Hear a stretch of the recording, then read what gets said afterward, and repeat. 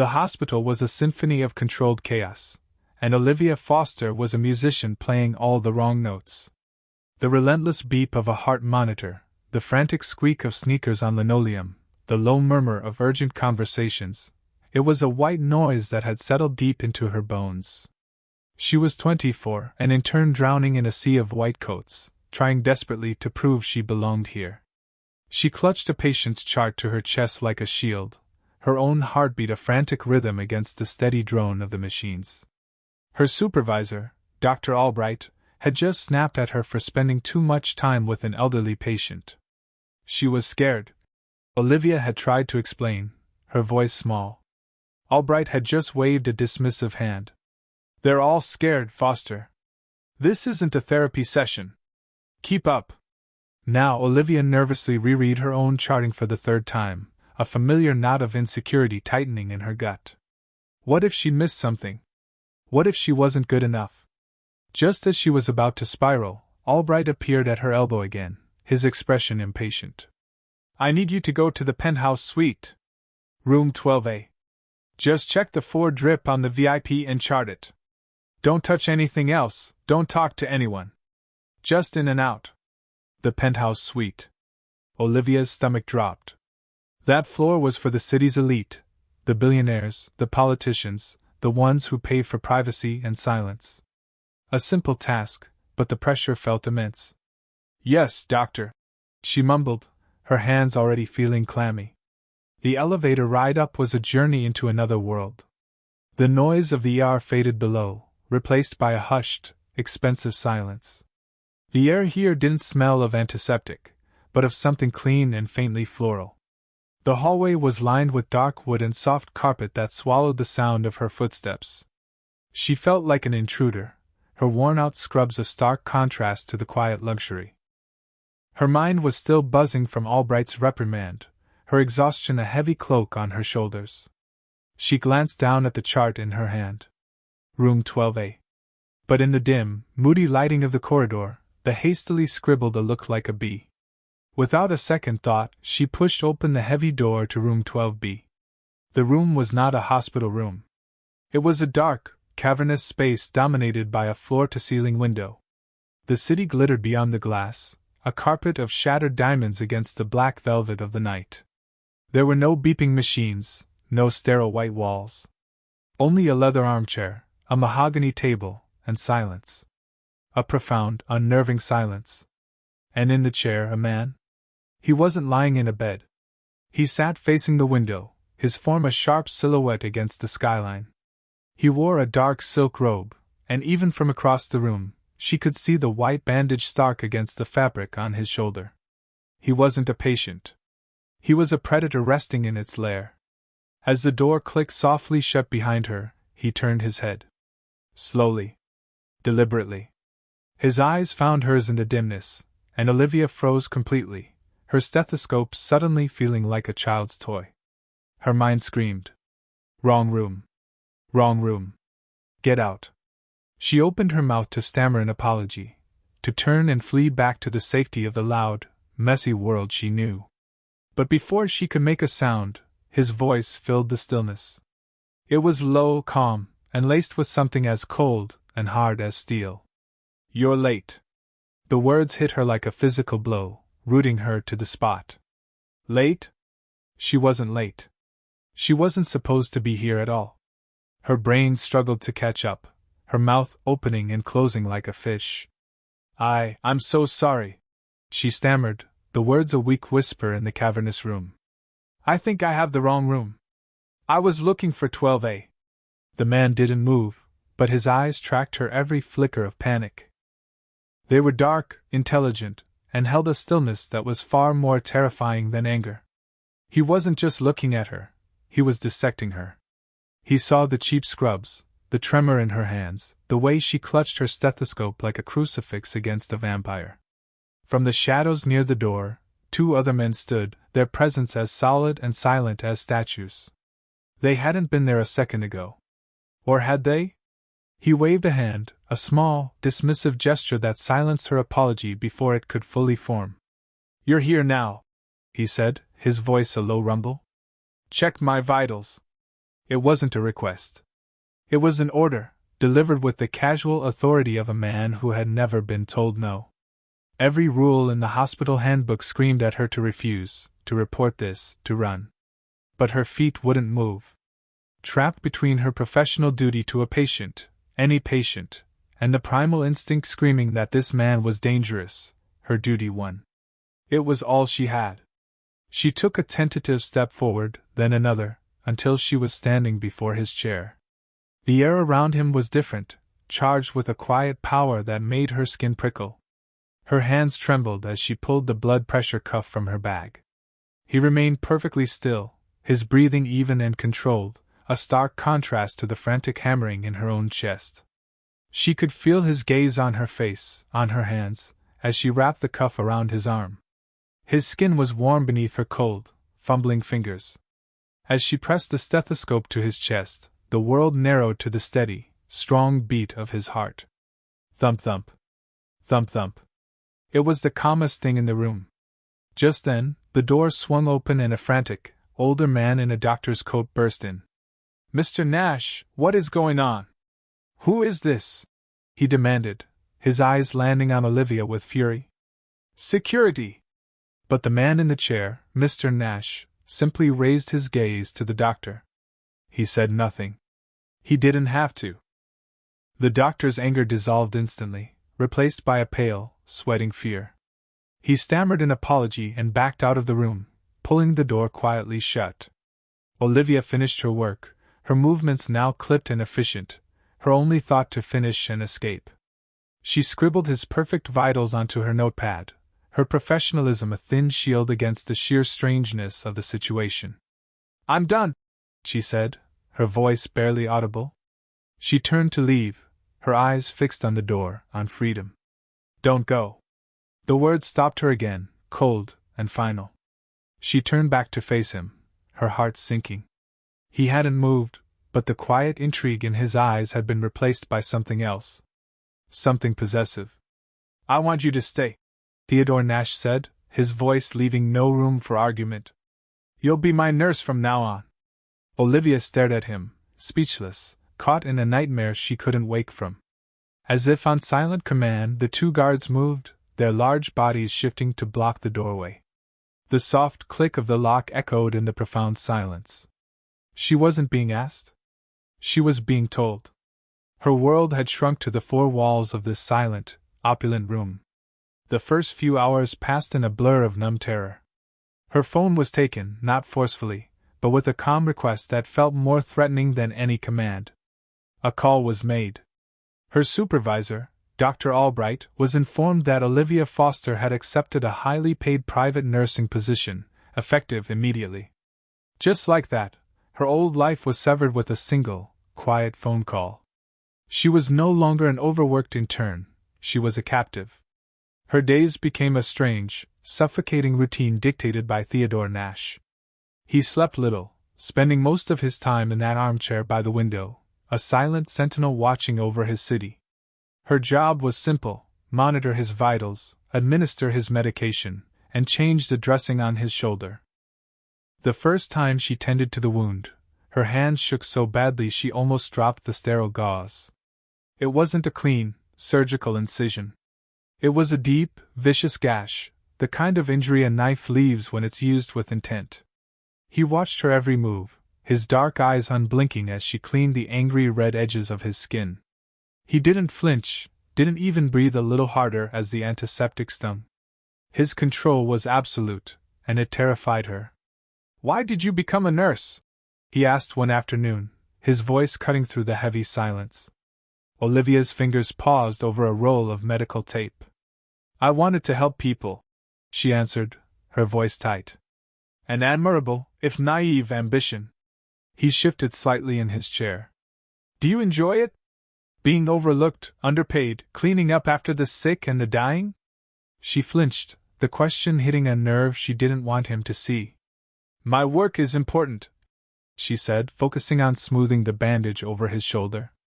Her clinical touch was the only barrier she had left. "Is it?" he pressed, his voice a soft, dangerous murmur. "Or is it a way to prove something? To yourself, perhaps?" She refused to answer, her jaw tight. Their conversations were always like this, a chess match she was destined to lose. He would push, and she would retreat, trying desperately to keep some small part of herself shielded from his unnerving perception. He asked about her family, her tiny apartment, her staggering student loans. He dissected her life with the precision of a surgeon, and she felt exposed, pinned under his analytical gaze. Later that evening, she found him standing by the floor-to-ceiling window, looking down at the endless stream of headlights flowing through the city's arteries. She stood a few feet away, waiting for an order. "Look at them," he said, not turning around. "From up here, they're just ants. Insignificant. Easy to control, easy to crush." The coldness in his voice sent a shiver down her spine. But something inside her, a spark of the defiance he hadn't yet extinguished, flared to life. "I don't see ants," she said, her voice quiet but clear. "I see millions of people. Each one with a story, a family, a life that's as important as yours or mine." He finally turned, his head tilted. The flicker of surprise in his eyes was her first small victory. He studied her for a long, silent moment, a faint, unreadable expression on his face. He was intrigued by her. The thought was more frightening than his anger ever could be. The golden cage she was in had the most beautiful view in the world, but she was beginning to understand that the man who held the key didn't just want a nurse. He wanted something more. The next day, he broke the silence with a single word. "Sit." He was in his usual armchair, but the small mahogany table had been moved in front of him. On it was a slim file folder. Olivia had just finished checking his vitals, her movements practiced and detached. She froze, her hand still on her stethoscope. The two guards by the door seemed to stiffen, their presence a constant, heavy pressure. "I'm fine standing," she said, her voice more clipped than she intended. A ghost of a smile touched his lips. It didn't reach his eyes. "It wasn't a suggestion, Olivia." Her legs moved before her mind agreed, and she found herself sitting in the stiff-backed chair opposite him. She felt like she was in an interrogation. He slid the file across the table. Her name was printed on the tab in neat, black letters, Foster, Olivia. Her stomach turned to ice. He had been investigating her. "You have $112,000 in student loan debt," he began, his voice a low, factual monotone. "You work 60-hour weeks for less than minimum wage when you factor in the unpaid overtime. Your supervisor barely knows your name, and you live in an apartment with a leaking faucet you can't afford to fix." Every word was a perfectly aimed dart, striking right at the heart of her deepest anxieties. She felt a hot flush of shame creep up her neck. He had stripped her life down to its most pathetic facts. "What do you want?" she asked, her voice shaking slightly. "I want to offer you a proposition," he said, leaning forward slightly. The intensity in his gaze was suffocating. "Your internship is a dead end. They don't see you. I do." He paused, letting the words hang in the air between them. "I will pay off your entire student debt. Every last cent. I will fund the remainder of your education, at any medical school you choose. In return, you will be my private nurse until I am fully recovered. You will live in a secure location that I provide. You will ask no questions." Olivia stared at him, her mind reeling. It wasn't possible. The numbers he spoke of were astronomical, a mountain of debt that crushed her every single day. He was offering to wipe it away like it was nothing. He was offering her the future she had only ever dreamed of. And the price was her freedom. "You want to buy me," she whispered, horrified. "I want to employ you." He corrected smoothly, but his eyes told a different story. They were dark, possessive. "I need someone I can trust. Someone whose integrity isn't for sale." He let out a soft, humorless laugh. "The irony is, I'm going to have to buy it anyway. I've decided that person is you." The air crackled between them. It was a business deal wrapped around a cage. The attraction she felt was a terrifying, toxic thing, a moth drawn to a flame that wanted to do more than burn her, it wanted to own her. The safety he offered was a prison, But the financial freedom was a key she had been desperate to find her entire life. He saw the war in her eyes. He knew he was winning. He gave her 24 hours to decide. Reaching into the pocket of his silk robe, he pulled out a single black leather glove and placed it on the table between them. It was sleek, expensive, and utterly menacing. "This is the world you'd be entering," he said softly, his voice a low caress that sent a shiver of fear and fascination through her. "It's not for the weak." The 24 hours he gave her were a silent, screaming eternity. Olivia spent the night not in her own bed, but in a sterile guest room attached to his suite, the black leather glove sitting on the nightstand like a silent threat. Sleep was impossible. Her mind was a battlefield. On one side was the life she knew, the exhaustion, the condescension from doctors, the soul-crushing weight of her student loans. It was a life of thankless work, of slowly drowning while trying to save others. On the other side was him. Theodore Nash. A man who lived in a world of violence and shadows, but who offered her a lifeline so incredible it felt like a dream. He was offering her a future.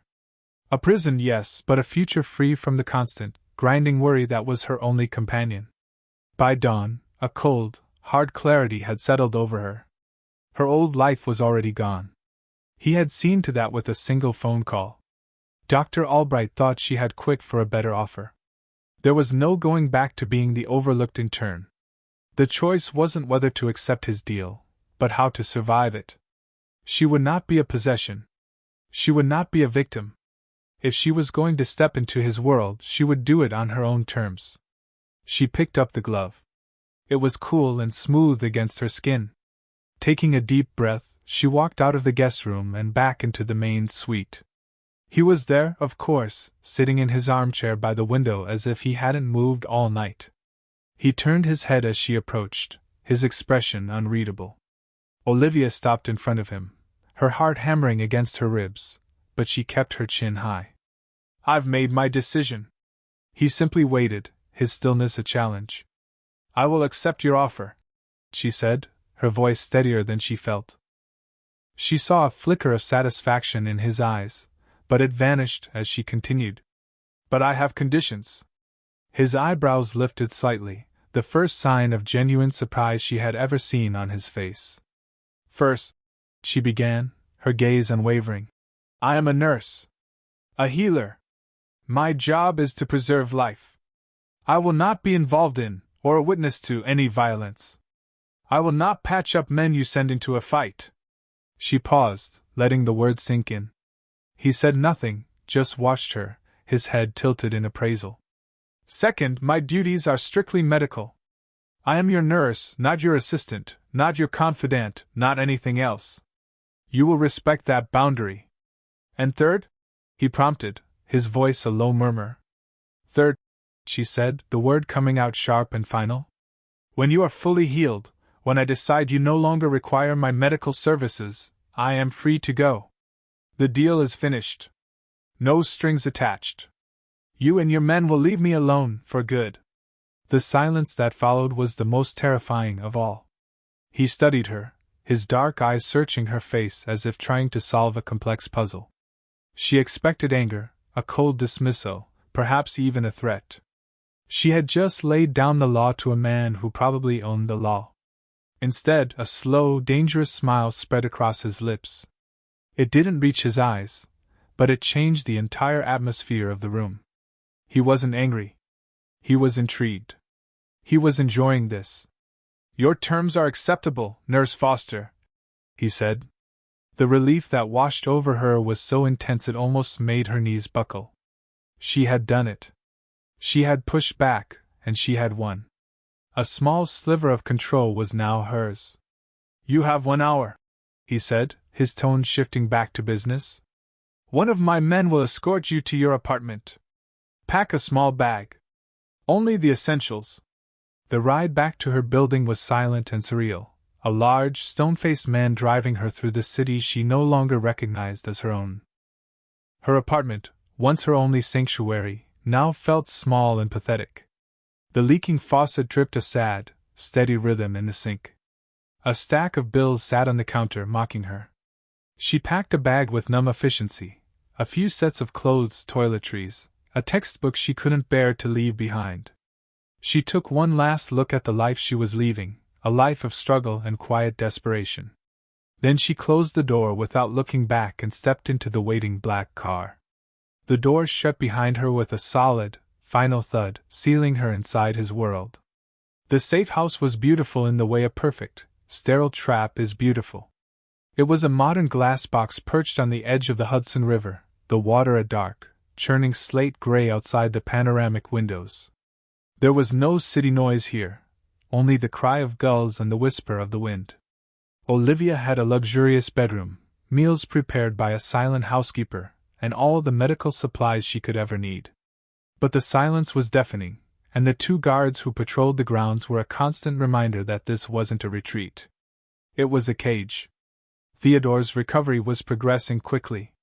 The wound on his shoulder was healing, the angry red flesh slowly giving way to new pink skin. His strength was returning, a fact she noted with a growing sense of unease. He moved with more confidence, the controlled stillness in his armchair now replaced by a restless pacing in front of the vast windows. He was a predator healing, getting ready to hunt again. One evening, while she was in the small, pristine kitchen preparing his next dose of antibiotics, she heard his voice from the living area. He was on the phone. His voice was different. The low, controlled tone he used with her was gone, replaced by something flat and cold. The voice of a general, not a patient. "The message was sent," he said, his words sharp and clipped. "I want confirmation it was received." Olivia froze, her hands hovering over a sterile syringe. She knew she shouldn't listen, that she should make a noise, but she was pinned to the spot by a cold dread. There was a pause. "I don't care about the mess," Theodore continued, his voice dropping even lower, becoming more lethal. "Valenti needed to understand that coming after my family has consequences. Are there any loose ends?" Valenti. The name was a whip crack in the silent house. It sounded like violence. "Good," Theodore said after another pause. "Find out who talked. I want them brought to me. All of them. This kind of retaliation needs to be absolute." Retaliation. The word echoed in her mind. The ambush that had injured him, the gash she had been so carefully tending, it wasn't a random act of violence. It was a move in a war. A bloody, ongoing war. And Marco Valenti was the enemy. He ended the call, and a profound silence fell over the house once more. But it was a different kind of silence now, one filled with the ghosts of his words. Olivia stood motionless in the kitchen, the syringe feeling heavy and obscene in her hand. Her work wasn't important, as she had once told him. It was vital. But not for the reasons she had thought. She was not just helping a man recover from an injury. She was rearming a soldier. Every dose of medication, every clean bandage, every steady beat of the heart she monitored was contributing to his ability to wage his war, to order retaliation, to bring men to him to face some unspeakable fate. Her moral compass, the very thing that had guided her entire life, was spinning wildly, broken. Later, she walked into the living room to administer the antibiotic. He was standing by the window, staring out at the black water. He didn't turn as she approached. She moved with quiet efficiency, her face a professional mask as she swabbed his arm and injected the medicine. Her gaze fell on the 4-bag hanging on its stand near his chair, a remnant from the first few days. The clear liquid inside was meant to hydrate, to sustain, to heal. But all she could see now was a weapon. She was the one filling a monster with strength, drop by steady drop, so he could be unleashed upon the world again.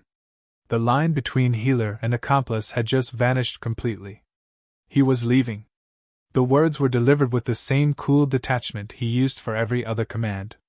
"I have business to attend to," Theodore said, standing by the door dressed not in a silk robe, but in a perfectly tailored dark suit that made him look sharper, more dangerous. "You will remain here. My men will ensure your safety." It was the first time he had left her alone in the glass house. As the sound of his car faded into the distance, the feeling of being a protected, high-priced nurse evaporated. The illusion shattered, and the truth of her situation settled over her like a shroud. She was a prisoner. The panoramic windows no longer offered a beautiful view of the river. They were just walls of a cage, allowing his guards to watch her every move. The silence, once a reprieve from the hospital's chaos, now felt heavy and suffocating. She walked from room to room, the soft soles of her shoes making no sound, feeling the weight of unseen eyes following her. The gilded cage had shrunk, and its bars were pressing in on her. Late in the afternoon, a sharp buzz from the gate's intercom cut through the oppressive quiet. It made her jump. One of the guards, a mountain of a man named Leo, answered it, his voice a low growl. Olivia couldn't help but drift closer to the door, straining to hear. "Delivery!" A tinny voice crackled through the speaker. "We're not expecting anything," Leo answered, his tone flat. "Leave it at the gate." "Can't. It's a personal delivery for a Miss Foster. Signature required." Olivia's blood ran cold. For her? No one knew she was here. No one.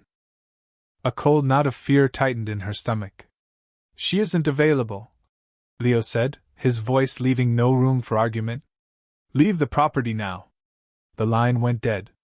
A few minutes later, the other guard came in from his patrol of the grounds, a small, plain cardboard box in his hand.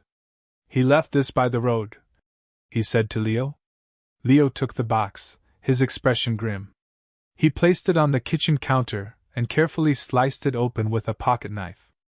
Olivia watched, her breath caught in her throat. Inside, nestled on a bed of black tissue paper, was a single rose.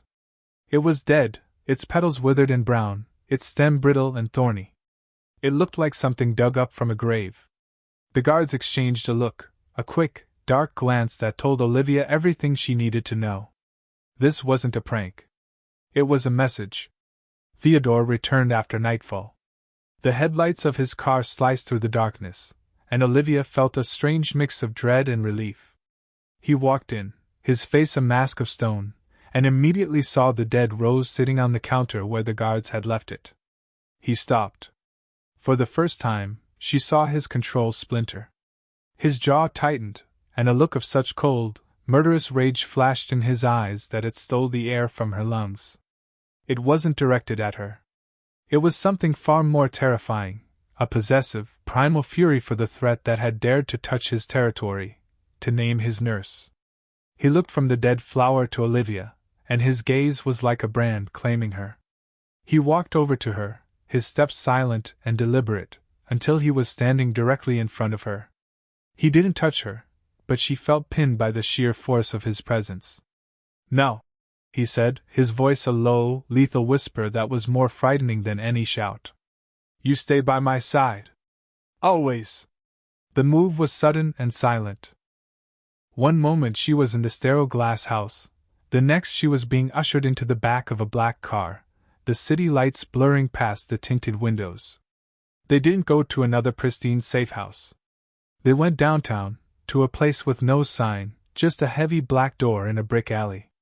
The door opened into a world of shadows and smoke. It was a jazz club, the air thick with the smell of old whiskey, perfume, and something else, something heavy and tense, like a storm waiting to break. This was his world. Men in expensive suits with ugly scars on their knuckles stopped talking when he entered. They nodded, their eyes filled with a deference that bordered on fear. He was no longer just her patient. Here, surrounded by his men, he was the boss. The quiet authority she had sensed in the hospital room was amplified 100 times, a suffocating pressure that made it hard to breathe. He led her to a booth in the back, the red leather cracked and worn, and sat opposite her. He was a king holding court, and she was the strange, out-of-place creature he had brought into his den. She felt a dozen pairs of eyes on her, curious and calculating. She was a weakness, an anomaly in this den of predators, and every one of them knew it. Theodore seemed oblivious, his attention focused on a low conversation with a man whose face looked like a roadmap of old fights. Olivia just wanted to disappear.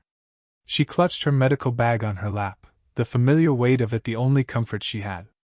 The chaos erupted without warning. There was a screech of tires from the street outside, followed by a sound like a string of firecrackers, only 1,000 times louder. The club's front windows exploded inward, a shower of glittering, deadly confetti. The world became a symphony of screams, shattering glass, and the deafening roar of automatic gunfire. Olivia's mind went blank with terror. She threw her arms over her head, instinct taking over. Before she could even process what was happening, a hard body slammed into hers, knocking the air from her lungs. An arm like a steel band wrapped around her head, pushing her down, until her face was pressed into the dusty floor beneath the table. The world was a muffled roar of noise and the solid, unyielding weight of Theodore on top of her. He was a human shield, his body covering hers completely. It was over in seconds. The roar of the car's engine faded into the distance, leaving behind a ringing silence broken only by a few panicked whimpers and the tinkle of falling glass. Theodore didn't move for a long moment. Olivia could feel the frantic, heavy beat of his heart against her back. Then, with a low groan, he shifted his weight off her. "Are you hurt?" he asked, his voice a raw rasp. She shook her head, pushing herself up onto trembling arms. The club was destroyed. The bar mirror was a spiderweb of cracks, broken bottles leaking their contents onto the floor. And then she saw it. A dark, wet stain spreading rapidly across the shoulder of his white shirt. The same shoulder she had so carefully bandaged. "You're bleeding," she whispered, her nurse's instinct cutting through the fog of fear. He glanced down, his expression a mask of cold fury. The strain of shielding her had torn his wound wide open. Ignoring the chaos around them, the men shouting orders and checking for other injuries, she scrambled toward him. She ripped open her medical bag, her hands moving with a purpose that belied their shaking. "Press down on it," she commanded, her voice sharp. She met his eyes as she pushed a wad of sterile gauze into his hand and guided it to the wound. And in that moment, under the dim, flickering lights of the ruined club, the mask slipped. She saw past the controlled patient, past the calculating boss. She saw the monster. In his eyes was not just pain, but a raw, violent promise of retribution so cold and absolute it made her blood freeze. He wasn't a man caught in a dangerous world. He was the danger. He was the reason the glass was shattered and men were bleeding. And she, the healer, was right in the center of it, her hands literally trying to piece the monster back together so he could rage again. The back office of the club was small and smelled of stale cigar smoke and old leather. Theodore sat on the edge of a heavy desk while Olivia worked, the sounds of his men cleaning up the wreckage outside a muted, angry murmur. Her fear from the attack had cooled into a strange, sharp clarity. The adrenaline was gone, and in its place was a cold, hard certainty. Waiting to be saved was the same as waiting to die. She was a target now, not just because she was with him, but because Valenti had sent that dead rose specifically for her. Hiding and healing was no longer enough. She finished taping the new bandage in place, her movements swift and sure. Her hands were steady. The terrified intern who had stumbled into his room weeks ago was gone, replaced by a woman who had been shielded by a man's body during a spray of bullets. That changed things. It changed everything. Her mind, trained to see patterns in vitals and symptoms, began racing over a different kind of data. The hospital. The guards there had been like clockwork. Patrols at the top of the hour. A shift change at 7 sharp. 2 men at the door, 1 at the elevator. It was a fortress built on precision and routine. A routine that an enemy could study. A routine that could be exploited. This attack, so brazen and perfectly timed, felt the same. Valenti wasn't just a thug with a gun. He was a hunter who learned the habits of his prey. She took a step back from Theodore, her medical work done. He was watching her, his face a grim mask, but his eyes were sharp, assessing her calm. This was it. This was the moment. She could retreat into the role of the frightened nurse, or she could step onto the chessboard. "Your security is predictable," she said. The words hung in the small, tense room. Theodore didn't react at first, his expression unchanging, but a flicker of something new, surprise, maybe even intrigue, sparked in the depths of his dark eyes. One of his men, the man with the scarred face from the bar, shifted his weight by the door. "Explain," Theodore commanded, his voice a low rumble. Olivia took a breath, forcing herself to meet his intense gaze. "At the hospital, your guards had a rigid routine. Anyone watching for a day could have mapped it out. They could have predicted exactly where every man would be at any given time." She gestured vaguely toward the destroyed bar. "This felt the same. They knew you'd be here. They knew where to aim. You think your control is a strength, but it creates patterns. And your enemies are smart enough to see them." She laid it all out, her voice clear and logical, stripped of emotion. She wasn't accusing, she was diagnosing. She was treating his entire operation like a patient with a critical, underlying condition. He wasn't just fighting a rival. He was fighting a man who was using his own greatest weapon, his obsession with control, against him. The silence that followed stretched for an eternity. Theodore didn't look away from her. He was seeing her for the first time, not as a fragile nurse or a compassionate girl, but as a mind. An analyst. He was seeing a weapon he hadn't known he possessed. "Valenti is disciplined," he said finally, more to himself than to her. "He looks for the weakness in the structure." He looked back at her, a strange, almost imperceptible gleam of respect in his eyes. "What would you suggest?" The question hit her with the force of a physical blow. He was asking her. He was actually asking for her input. "You have to become unpredictable," she said, the answer coming faster than she could think. "Use his expectations against him. He thinks he knows your next move. Make sure he's wrong." Theodore stared at her for another long moment, then nodded slowly. He turned his head toward the man by the door. "Marco. Get the others. In here. Now." Marco's eyes flickered to Olivia, a look of disbelief on his scarred face, but he nodded and disappeared. A minute later he returned with 3 other men, their faces grim and stained with soot from the attack. They filled the small office, their presence sucking the air from the room. They all looked at Theodore, waiting for orders. Theodore didn't look at them. His eyes were still locked on Olivia. He gestured toward her.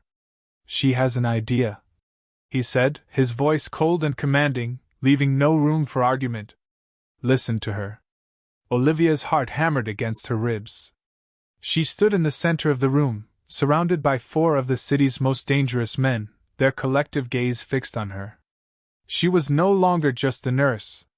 She was no longer a prisoner. In that moment she had become something far more complicated, and far more dangerous, a player in his war. The strategy sessions became their new routine.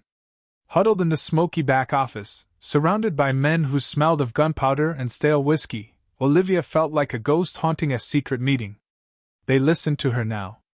She spoke of patterns, of timing, of using Valenti's own intelligence against him. Theodore would watch her, his expression unreadable, as she pointed out vulnerabilities his hardened soldiers had never considered. She wasn't one of them, and that was her greatest strength. Then came the test. "I need you to go back to the hospital," Theodore said one evening. They were alone. The quiet felt more dangerous than the noise. Olivia's blood ran cold. "Why?" "We have a mole on the inside. A clerk in the records department. Valenti thinks he owns her." He pushed a folded piece of paper across the desk. It was a fake transfer order, detailing a move to a non-existent secure facility. "She needs to see this. You will go to request your old employment records. You will accidentally drop this near her desk. Then you will leave." It was a test of her nerve, her loyalty. He was asking her to walk back into her old life, not as a nurse, but as a spy. The thought of it made her stomach clench with fear. But refusing was not an option. Not anymore. She had stepped onto the board, now she had to play the game. Walking through the bright, sterile halls of the hospital was a surreal experience. The familiar sounds, the squeak of shoes, the overhead pages, felt like they belonged to a different person's life. She saw Dr. Albright in the distance and instinctively shrank back, a ghost of her former insecurity flaring up. But then she remembered the sound of shattering glass and the weight of Theodore's body shielding hers. She was not that girl anymore. She found the records clerk, a woman named Sharon who had always been too busy to give her the time of day. Olivia's heart hammered against her ribs as she made her request. Her hands felt clumsy, her voice too high. As Sharon turned to a filing cabinet, Olivia let the folded paper slip from her pocket. It fluttered to the floor, landing just beside the clerk's desk. She didn't look at it. She took the file Sharon handed her, mumbled a thank you, and walked away, her entire body screaming at her not to run. She didn't breathe properly until the doors of Theodore's car closed behind her. That night, confirmation came. The mole had taken the bait. The false information was on its way to Valenti. The tension in the air finally eased, replaced by a strange, quiet stillness. Theodore found her standing in the empty jazz club, staring at the boarded-up windows. The silence was heavy with everything that had happened between them. "My father was betrayed," he said, his voice startlingly soft in the cavernous room. Olivia turned to face him. He wasn't looking at her, but at the shattered mirror behind the bar, his reflection a fractured image of the man in the tailored suit. He built this empire on one rule: loyalty above all else. He trusted his oldest friend, his consigliere. And that man sold him to a rival for a bigger piece of the pie. They shot him in the street, right outside his favorite restaurant. He finally met her eyes, and for the first time, she saw a flicker of something other than control or anger. She saw a deep, ancient wound. "I was 20, he continued, his voice a low, gravelly murmur. "I had to clean up the mess. I had to hunt down every man involved, including the one who was like an uncle to me.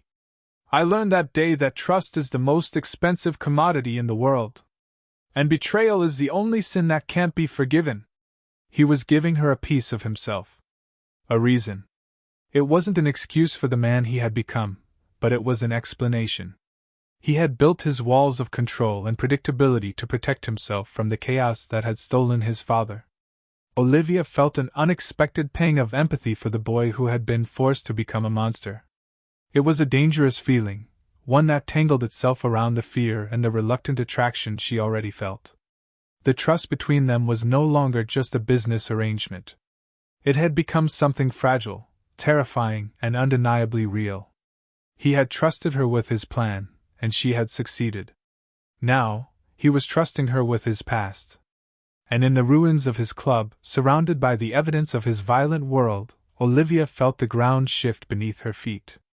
She was no longer just his nurse or his strategist. She was becoming his confidant. The fragile trust that had begun to form between them was a delicate, dangerous thing. It made Olivia feel reckless. After sharing a piece of his past, Theodore had retreated back into his work, leaving her with a strange sense of hope that felt more perilous than fear. Needing to restock some of the supplies in her medical bag after the attack, she remembered him mentioning a cabinet in his study where extra provisions were kept. The study was the one room she hadn't entered. It was his sanctuary, the heart of his empire. When she asked, he simply nodded, his attention already lost in a ledger. The room was dark and masculine, lined with shelves of old books that looked like they hadn't been touched in years. The air smelled of aged paper, leather, and his faint, expensive cologne. It felt like stepping inside the man himself.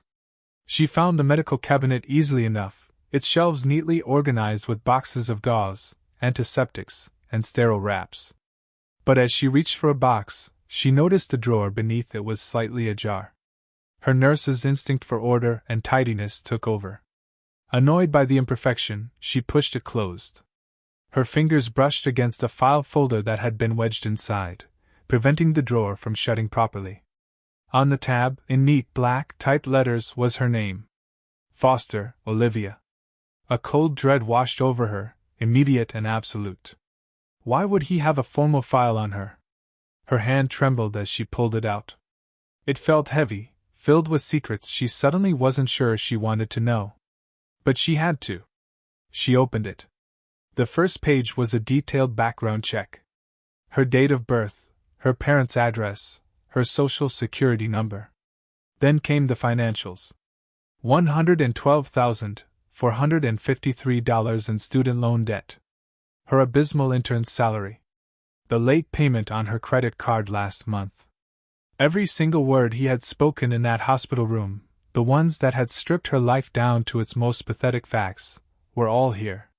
He hadn't just been guessing. He had known. She flipped the page, her stomach twisting into a tight, painful knot. This section was titled Psychological Profile. It detailed her work history, her lack of disciplinary actions, her supervisor's notes about her being overly compassionate and prone to emotional investment in patients.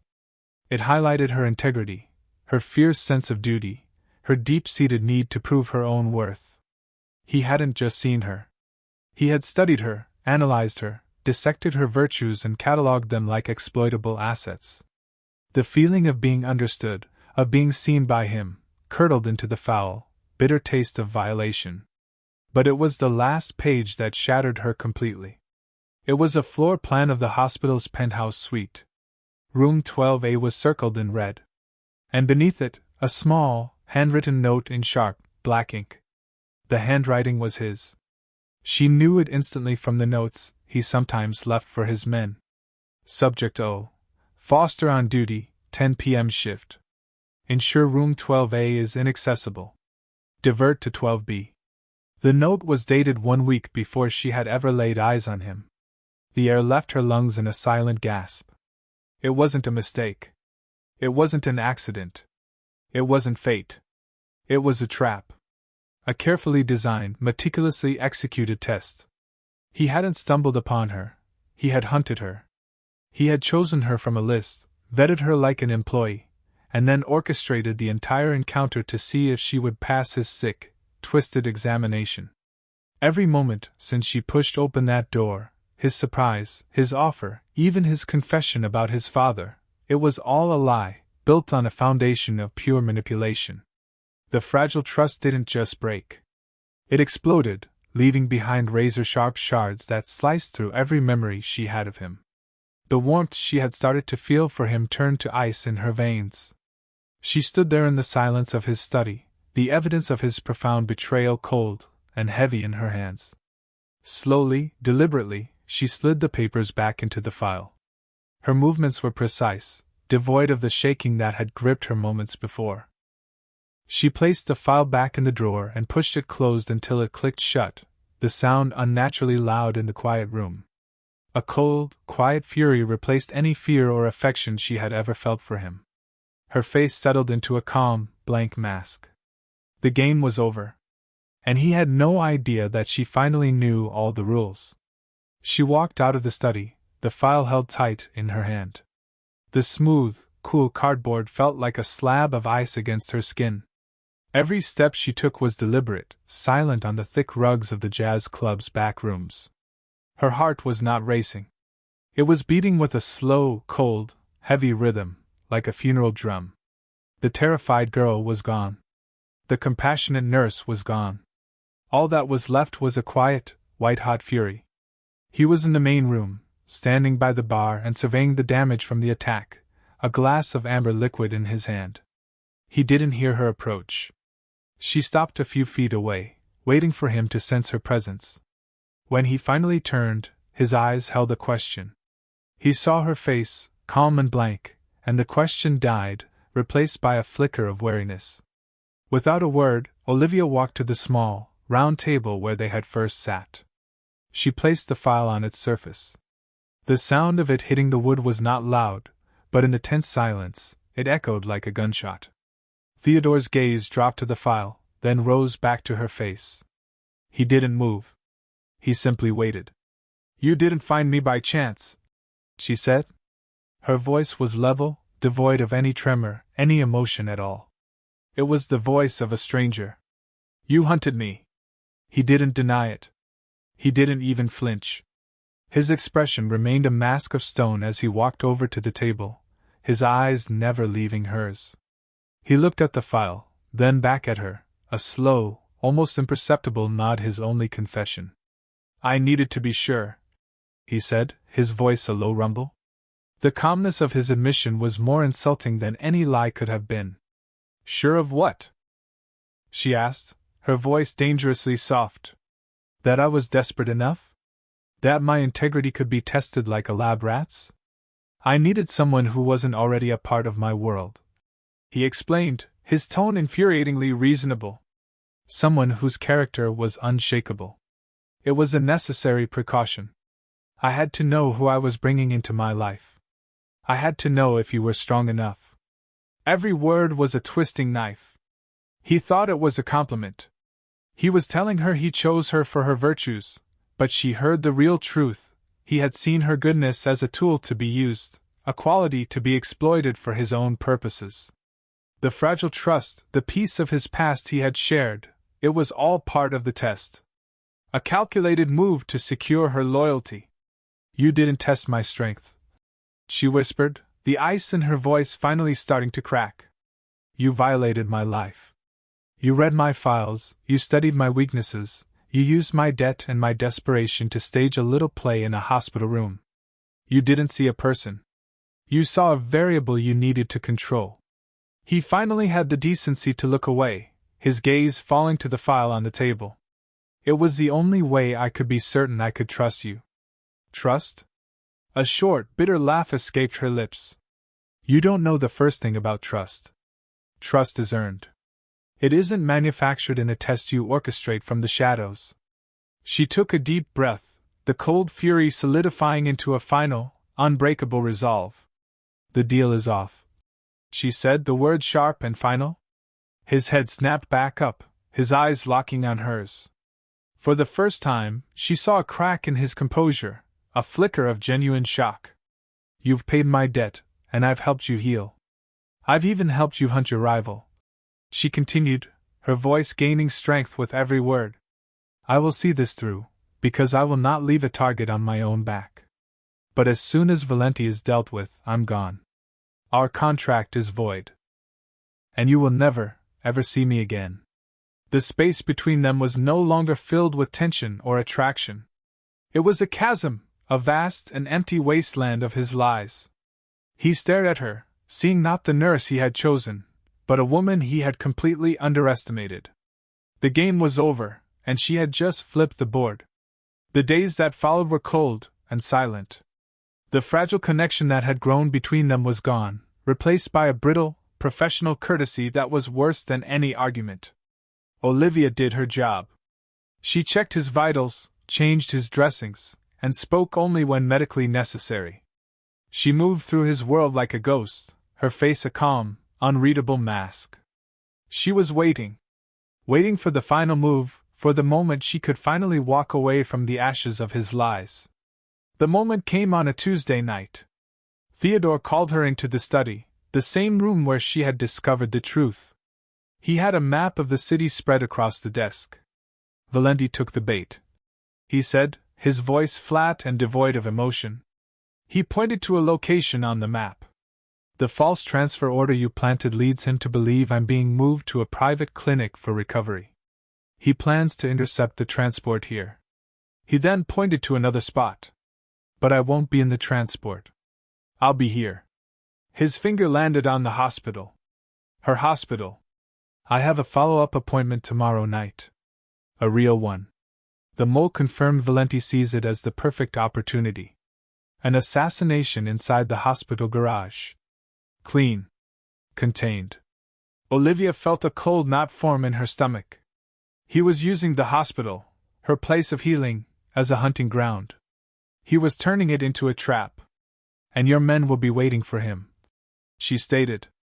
It wasn't a question. They will, he confirmed. She looked at the map, at the neat lines and circled locations. It was a checkmate planned with cold, brutal precision. A part of her felt a sickening sense of responsibility. Her actions had led to this. Her hand had delivered the bait. She had wanted out, and this bloody path was the only exit he would allow. I'll need you with me, he said. For appearances. You're still my nurse. Olivia just nodded. One last performance. The next evening, driving back to the hospital felt like returning to the scene of a crime. The city lights blurred past the window, the same lights she had once stared at from his penthouse prison. She felt nothing. The car descended into the concrete belly of the hospital garage, the air growing cool and damp. Theodore's men were shadows in the periphery, melting into the concrete pillars, their presence a low hum of violence waiting to be unleashed. Theodore got out of the car, and she followed, her medical bag clutched in her hand like a useless shield. He didn't look at her, his eyes scanning the empty levels of the garage. The trap was set. Now, all they had to do was wait for the sirens. He turned to her then, and his voice was different. Softer. When this is over, he said, his gaze finally meeting hers. Meet me on the rooftop. She stiffened. The rooftop garden. A place for patients to get fresh air, to look out over the city and dream of the life waiting for them outside. It's only right we end this where it began, he continued, his voice a low murmur.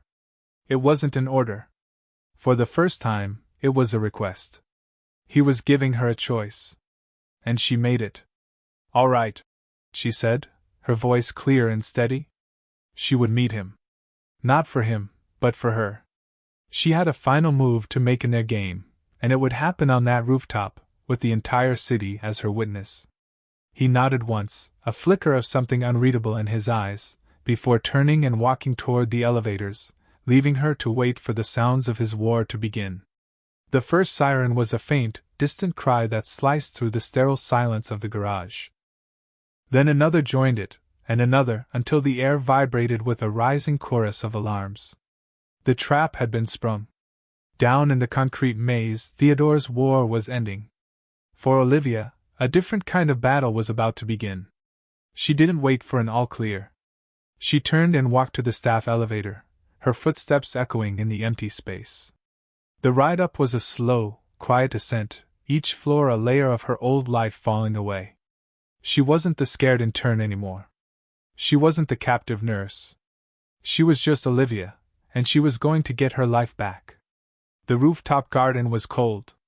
A sharp wind whipped across the manicured shrubs and empty benches, carrying the scent of the city, exhaust and rain and electricity.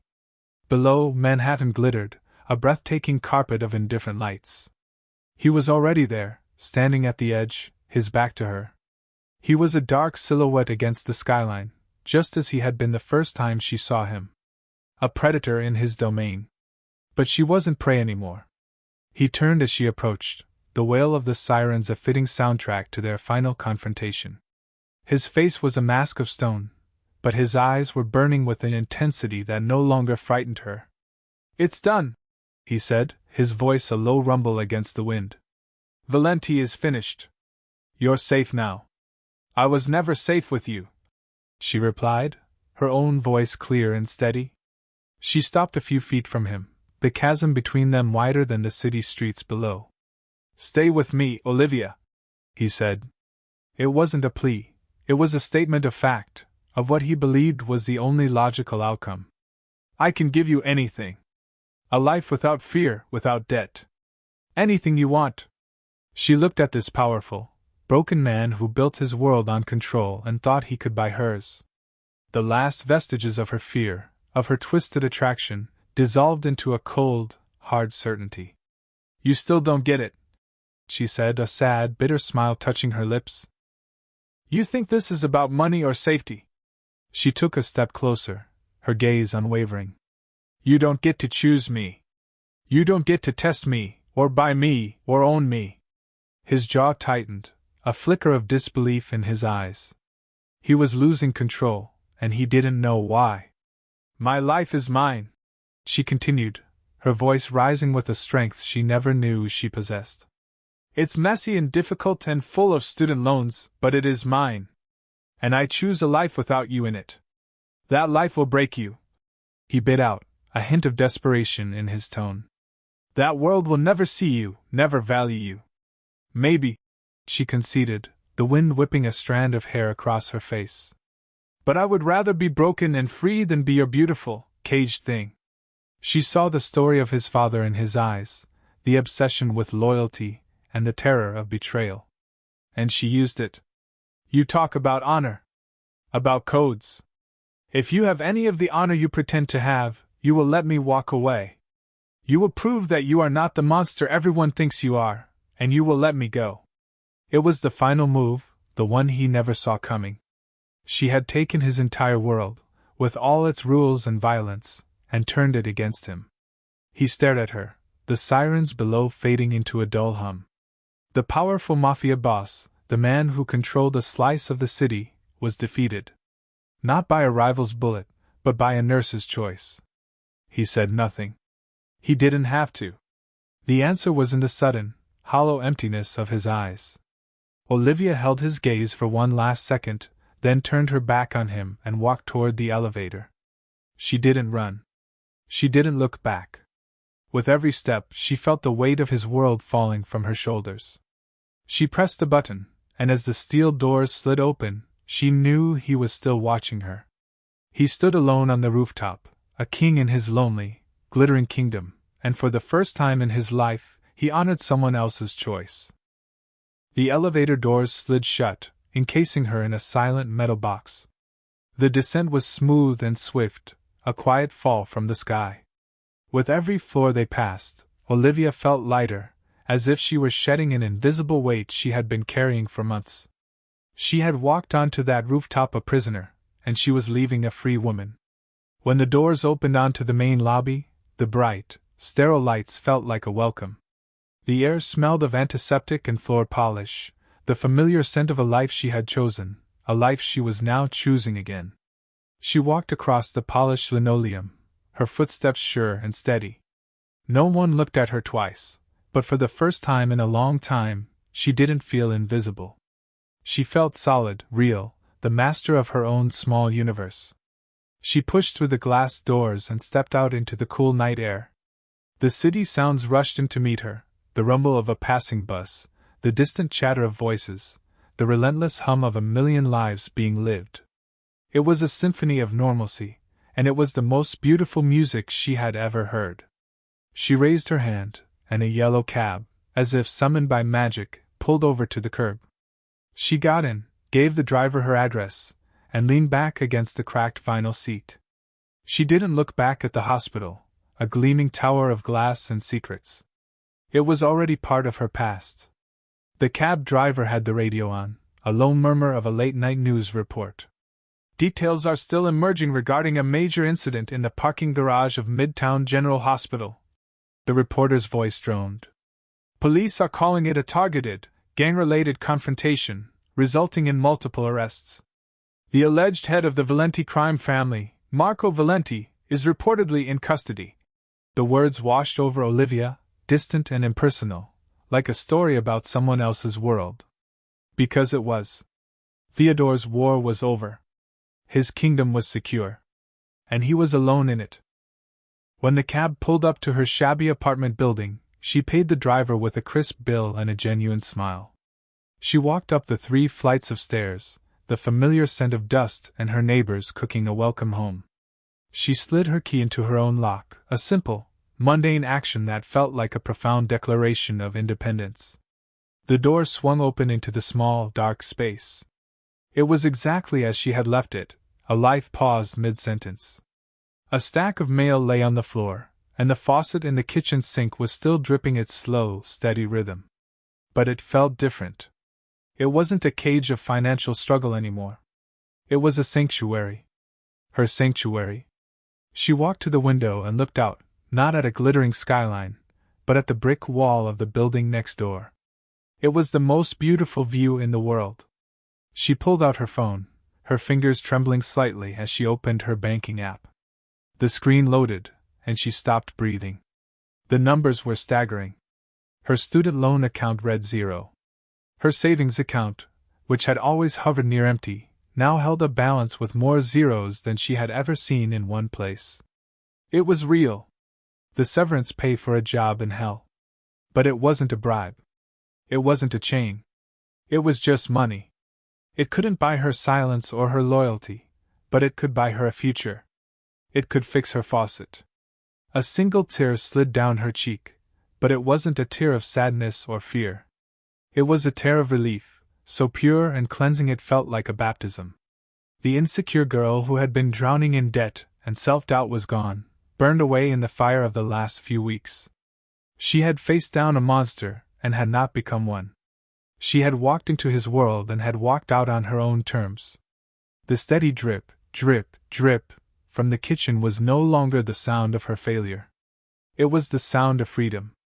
It was the sound of a life that was finally, completely, her own. 1 year later, the hospital was no longer a symphony of chaos. It was her orchestra, and Olivia Foster was finally the conductor. The beeps and squeaks and murmurs were a familiar rhythm she moved through with an easy, earned confidence. She was a resident nurse now, her name on her coat stitched in crisp, authoritative blue. She guided new interns with a patient hand she had never been shown, her voice calm and steady in the face of emergencies. The white noise hadn't gone away, she had simply learned its music. One crisp autumn afternoon, a buzz of excitement filled the main atrium. Hospital administrators and wealthy donors gathered for a press conference, their polite chatter a stark contrast to the urgent work happening just a few floors above. Olivia stood at the back of the crowd, sipping a cup of lukewarm coffee, more out of curiosity than anything else. They were announcing a new, state-of-the-art trauma center, funded by a single, massive anonymous donation. The hospital director stood at the podium, his voice booming through the speakers. This donation will change the face of emergency medicine in this city, allowing us to save countless lives. In honor of the donors' request to recognize the quiet, tireless work of our nursing staff, the new center will be named the Foster Trauma Wing. The name hit Olivia with the force of a physical blow. The coffee cup slipped from her numb fingers, splashing onto the polished floor. Foster. It couldn't be. The crowd erupted in polite applause, but Olivia heard nothing. Her world narrowed to the gleaming gold letters on the architectural rendering behind the director. It wasn't a coincidence. It was a message sent across a chasm of a year, delivered not with a dead rose, but with a monument of healing. It was him. A ghost of the old fear whispered through her, cold and familiar. But it was followed by something else, something warm and complicated that settled in her chest. This wasn't a cage. It wasn't a leash. It was an apology written in steel and glass. It was his tribute to the healer he couldn't keep, his act of redemption from a distance, the only way he knew how. In that moment, she knew their story was finally, truly over. He had honored his side of the deal. He had let her go. Weeks passed. The initial shock faded, leaving behind a quiet sense of closure. The Foster Trauma Wing was now a part of her daily life, a strange and constant reminder of the man who haunted her past. One evening, after a grueling 14-hour shift, she walked out of the hospital's main entrance, her body aching with a good, honest exhaustion. The city air was cool on her face. A black car, sleek and silent as a panther, pulled up to the curb in front of her. Her heart didn't plummet. It didn't race with fear. It gave a single, steady thump of recognition. She stopped walking, her bag held loosely in her hand, and simply waited. The back door opened, and Theodore Nash stepped out. He looked different. Healthier. The sharp, predatory edges had been softened, replaced by a quiet stillness that seemed to come from within. He wore a simple dark coat, not a suit of armor, and there was a new solitude in his eyes. He didn't block her path. He didn't try to command her attention. He just stood there on the pavement, the city lights moving around them. The silence stretched, filled with the weight of everything they had been. Then, he spoke her name. Just her name. Olivia. It wasn't an order. It wasn't a demand. It was a beginning. A question. An admission. And Olivia Foster, who had once been a scared intern, a captive nurse, a pawn in a dangerous game, looked at the man she had survived. She looked at the man who had tried to own her and had instead set her free. And for the first time, she smiled.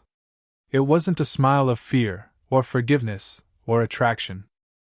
It was a calm, confident smile of an equal, a woman who knew her own worth, a woman who was finally, completely, in control of her own story. Whatever happened next, on this ordinary city street under the glow of the streetlights, would finally be by choice. Their choice. If you enjoyed the video, tell us where you're watching from and subscribe to the channel to keep up with our content.